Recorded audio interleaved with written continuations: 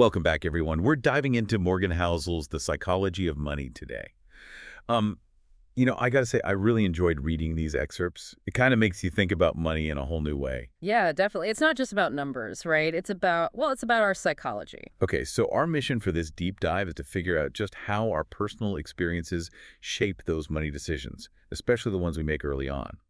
We'll also unpack the role of luck in, financial success and figure out why envy is such a recipe for disaster. Some pretty powerful stuff. Right. Ah. So one thing that immediately grabbed my attention was that story about JFK and his family during the Great Depression.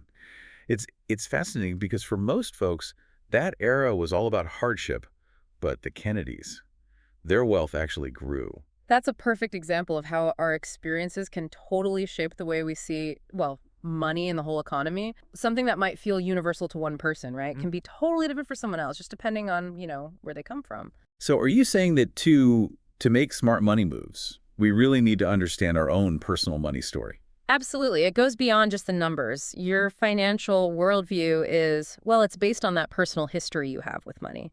And that affects everything from your tolerance for risk to how you invest. That makes a ton of sense. It's Yeah. almost like we have these deep-seated beliefs about money that we don't even realize are there. You got it. And sometimes those beliefs lead to decisions that others might see as irrational, but they make perfect sense in our own heads. Which kind of brings me to those stories about people with low incomes spending a big chunk of their money on lottery tickets.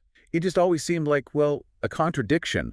Why would someone struggling financially take such a huge gamble? Well, it's a powerful example of how much those experiences we've had can influence our financial choices. There's a study Housel talks about. It found that people's investment habits are often more shaped by the economic climate they experienced when they were young adults than by, what's happening in the market right now. So if you grew up during a recession, you might be more cautious with your money even years later, even when the economy is doing really well. Yes, exactly. Their early experiences kind of create this financial anxiety that sticks with them. Wow. It's pretty wild how those early experiences can have such a long-lasting effect. It makes you wonder how much of our behavior with money is driven by, well, conscious decisions versus just things we've learned without even realizing it. I think it's a mix of both, to be honest. We all have those natural instincts about money, but they're shaped by those experiences for sure. Speaking of instincts, Housel makes this really clever analogy about how our financial instincts are like a toy poodle with this hidden wolf-like behavior. It kind of blew my mind. Yeah, that's a good one. He's using that analogy to show how the ideas about money we use today, they're actually pretty new in the grand scheme of human history. Things like retirement planning, 401ks, or even, consumer debt. These are all fairly recent concepts. I never really thought about it that way. So we're basically navigating this modern financial world with tools and instincts that are still kind of, well, evolving. Exactly. It's like we're all figuring this out as we go along as a species. Okay, so if we're all kind of new to this whole money game, how much of our financial success or failure is because of actual skill versus just, plain luck? We all love to celebrate the self-made millionaire, but how much of that is really down to individual talent? That's a question Nobel Prize winner Robert Shiller wanted to answer, and he actually found that luck plays a much bigger role than we like to admit, especially when it comes to financial success. So are you saying we should just give up and say, well, it's all luck anyway, so why even try? Not at all. But we need to recognize that luck is a big part of it. We often downplay it, especially when we're, doing well. We love to believe that our wins are because we're talented and hardworking. But if we step back and look at the bigger picture, it's not always so clear cut. Like the fact that siblings' income is more closely correlated than their height or weight. Oh, Right. That statistic was pretty eye-opening. yeah. It suggests that family background and opportunities play a significant role in financial outcomes. It challenges the idea that success is, well, just about how much effort you put in. So instead of focusing on those rare individuals who seem to beat the odds, the outliers, we should really be looking at those broader trends to make financial decisions. Right on. Housel's actually pretty cautious about, idolizing these outliers like John D. Rockefeller. Yeah. Yeah, he was incredibly successful, but there were also a lot of factors outside his control that that contributed to his success. It's a fascinating story, but his good luck is pretty hard to copy. It's like those rags to riches stories we hear, right? Yeah. They don't always tell the whole story about the role of luck and circumstance. Exactly. The real lessons are in those broader patterns of success and failure, like the connection between having control over your work schedule and how satisfied you are with your job. Those patterns tend to be more relevant to a wider range of people. That's a great point. So if focusing on the outliers can be, well, misleading, what about the flip side? What about comparing ourselves to others, especially those who seem to have, more than we do? Ah, that's where the green-eyed monster comes in. Envy it's one of the most dangerous emotions when it comes to making, sound financial choices. It can really push us to do some risky things just to keep up with Will the Joneses. It's almost like we get so focused on what others have that we lose track of our own goals and values. That's it. And that can lead to some pretty disastrous outcomes. Speaking of disastrous outcomes, the story of Rajat Gupta, the successful CEO who risked it all for even more wealth, really made me think. Gupta's a prime example of how envy can completely cloud our judgment and lead us to make irrational choices. And those choices can have some, pretty serious consequences. He had a fortune, but it wasn't enough for him. He wanted what others had, and that ultimately led to his downfall. It's like that saying, comparison is the thief of joy. And in Gupta's case, it also landed him in prison. It seems like making a fortune is only half the battle. Yeah. The real challenge is holding on to it. You're absolutely right. And that brings us to another key point that Housel makes. There's a big difference between building wealth and preserving it. He talks about Jesse Livermore, a legendary stock trader who, made a fortune predicting that 1929 crash, but then ended up losing it all. Livermore, and man, that's a crazy story. He makes billions and then poof, gone because he got a little too confident and made some pretty risky moves. It kind of shows you that building wealth might take one set of skills, but hanging on to it, that's a whole different ballgame. Exactly. Building wealth often requires, taking risks, being a bit bold, and having a healthy dose of optimism. But when it comes to protecting that wealth, well, you need prudence, humility, and maybe even a little fear. Fear? Really? But isn't that kind of the opposite of what we're always told? Like, overcome your fear, don't let it, control you. It's not about letting fear rule you. It's more about using fear in a smart way. There's this venture capitalist, and he said it perfectly. He said, when you're scared of losing, you start looking at potential wins differently. Fear can actually help us understand risk better.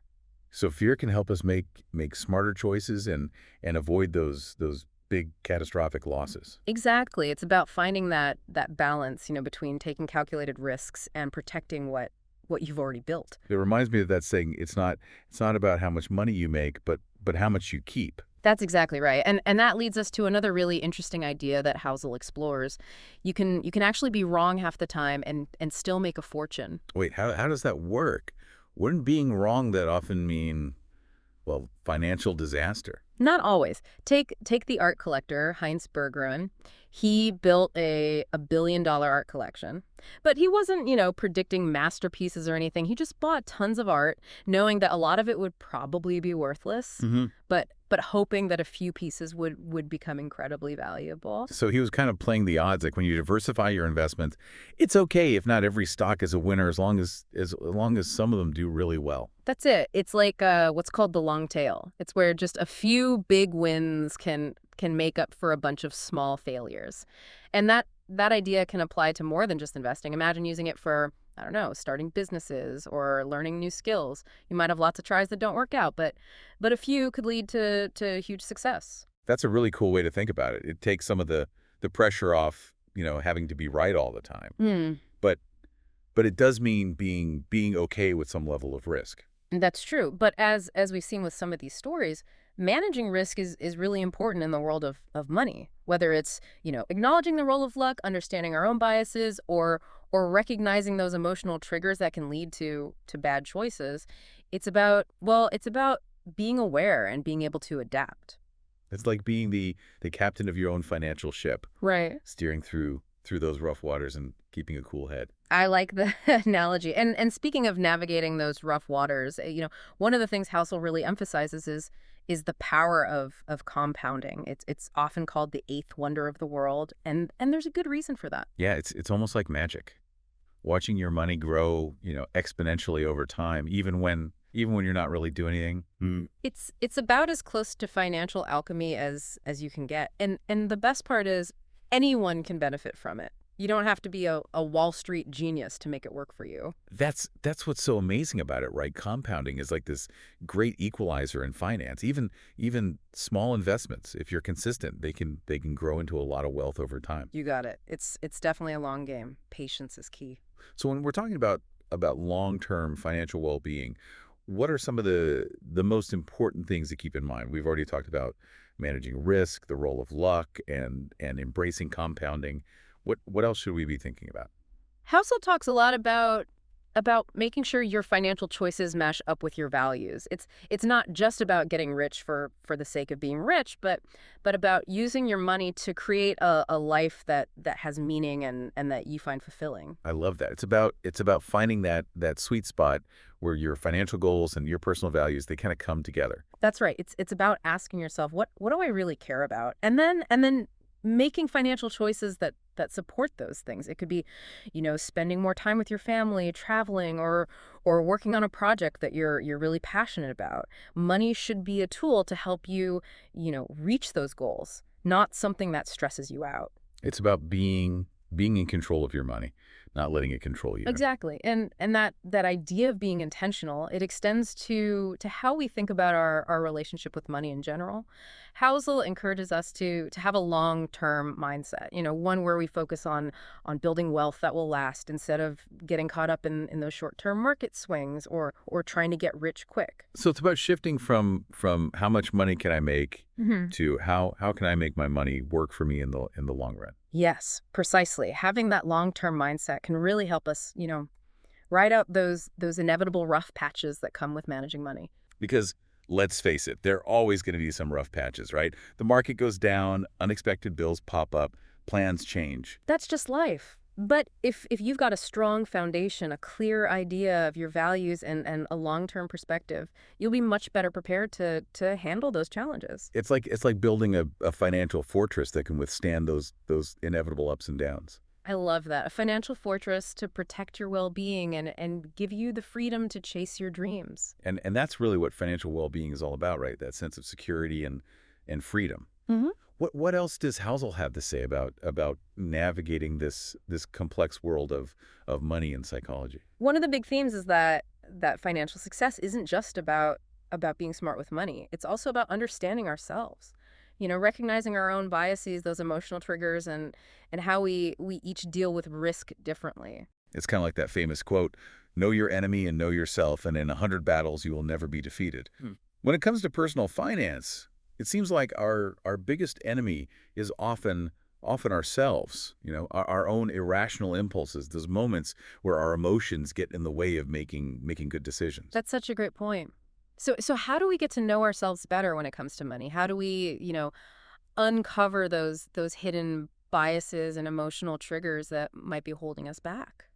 That's a really good question. It's almost like we need to do a financial self-assessment, but Mm. one that focuses on our emotions and what motivates us, not just the numbers. Exactly. How also suggests a few things we can try. One Yeah. is one is simply paying attention to your financial habits and Yeah. the decisions you make. Ask yourself, why am I making this choice? What am I hoping to get out of it? What am I afraid of? So it's about bringing those subconscious motivations out in the open and literally examining them. Right. Another thing you can do is to get different perspectives and challenge those assumptions you have. Talk to people who have different experiences with money. Read books and articles that offer, different ways of thinking about money and investing. It's about broadening our financial horizons and getting rid of any limiting beliefs we might have picked up along the way. Yes. And remember, this is a journey, not a destination. We're all constantly learning and evolving in our relationship with money. Like any skill, right? The more we practice, the more we learn, the better we become at managing our money and making those good decisions. That's exactly right. Approach this journey with a sense of curiosity and openness to learning from your own experiences. And remember, everybody makes mistakes. It's good to hear that no matter where we are in our financial journey, we can always, learn and get better. It's all about having that growth mindset and understanding that mistakes aren't, the end of the world. They're chances to learn and make adjustments. Wow, we've really covered a lot of ground in this deep dive, haven't we? From how our personal experiences shape us to the surprising influence of luck. We've explored how understanding our own biases and those emotional triggers, well, it's just as important as being good with numbers. We've also seen how powerful those concepts like compounding and aligning your money choices with your values can be. And we've heard stories about people who've navigated the financial world really well as those who, maybe didn't fare as well. It's clear that personal finance is so much more than just, the technical stuff. It's about knowing yourself, understanding what drives you, and making decisions that really reflect what's important to you. Exactly. There's no single recipe for financial success. What works for one person might not work for another. It's all about finding what fits your own unique, situation, goals, and what you value. And being ready to adapt and adjust along the way, right? Yeah. Because life is unpredictable and our financial needs and priorities, well, they change over time. Absolutely. The key is to approach your financial journey with curiosity, an openness to learn and a willingness to learn from your experiences, both the good and the not so good ones. So much of what we've talked about today comes down to changing the way we think about money.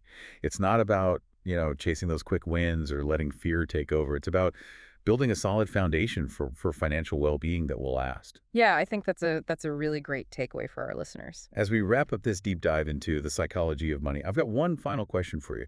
It's kind of a thought experiment based on everything we've been discussing. I'm all ears. What is it? If you had to bet on one emerging trend or technology today, Yeah. knowing that, you could be wrong a lot of the time, what would it be and why? Oh, that's a good one. It really makes you think about risk, the potential for long-term growth, and how our own beliefs about the future, they shape our choices. Yeah. There are so many, exciting developments happening right now. It's tough to pick just one, I think I'd have to say. Well, actually, why don't we leave that for our listeners to ponder? I like that. We've given them a lot to chew on already, but this question keeps that exploration going. It's about using what we've learned about, risk tolerance, the role of luck, and the importance of thinking long term. So for everyone listening, what would your big bet be? What emerging trend or technology are you most excited about, even knowing that you could be wrong? And remember, there are no right or wrong answers here. It's really about sparking your imagination and encouraging you to think critically about those forces that are shaping our world and ultimately our financial futures. Well said. Until next time, everyone, keep diving deep.